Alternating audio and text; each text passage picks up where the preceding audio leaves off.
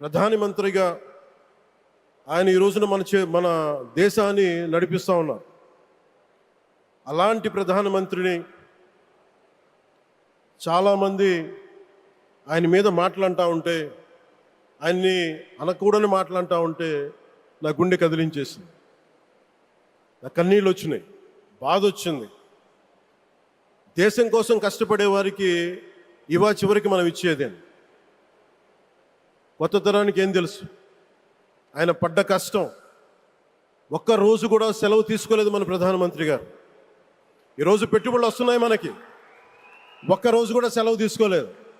శత్రు దేశాలు, మన అభివృద్ధికి ఈర్ష్యపడే పశ్చిమ దేశాలు, వీటన్నిటినీ తట్టుకొని ఒకవైపు విదేశాల్లో ఉండే శత్రువులతో పోరాడాలి, దేశాన్ని అభివృద్ధి పదంలో తీసుకెళ్దామంటే అంతర్గత శత్రువులతో పోరాడాలి.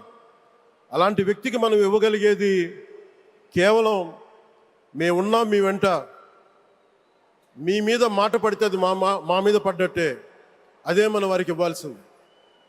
నిజంగా ఆయన జంతర్ మంత్రులు అన్ని మాట్లాడుతూ ఉంటే నేను ఈ రోజున ప్రధానమంత్రి గారికి ఒకటే ఇస్తున్నాను, మిమ్మల్ని కొట్టే నాయకుడు లేడు ఈ భారతదేశంలో,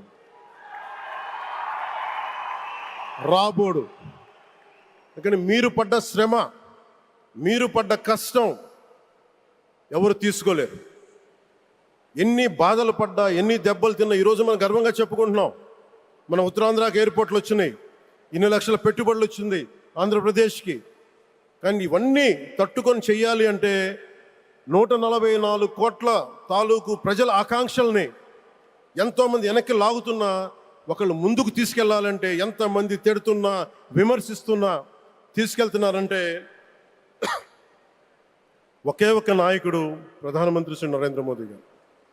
నేను ఎందుకు తపన పడ్డాను, నేను అలయన్స్ కోసం ఎందుకు తపన పడ్డాను, మీ నాయకత్వం మాకు కావాలి ఎందుకు తపన పడ్డానంటే, ఈరోజు ఎయిర్పోర్ట్ ఆపేశారు. ఒక చిన్నపాటి ఎర్ర బస్సు కూడా రాని చోట ఎయిర్పోర్ట్ అవసరం లేదన్న వ్యక్తులకి సమాధానం ఇదే. ఇన్ని వేల మందికి ఇన్ని వేల కోట్ల పెట్టుబడి వచ్చింది అంటే, ఆశీస్సులు కావాలంటే దేశం కోసం నిలబడే నాయకుడికి మన అండగా ఉంటే ఏం జరుగుద్దంటానికే ఈ భోగాపురం ఎయిర్పోర్ట్ ఈరోజు ప్రారంభోత్సవం నిలువెత్తు నిదర్శనం. ముఖ్యంగా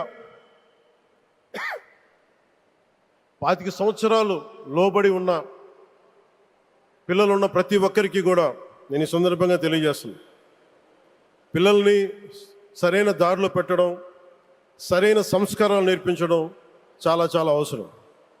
ఈరోజు పొద్దున్నే ప్రధానమంత్రి గారి స్టేట్మెంట్ చూశాను. ఆయన తిట్టిన, ఎన్ని దూషించారో వారిని కూడా పెద్ద మనసుతోటి క్షమించారు ఆయన.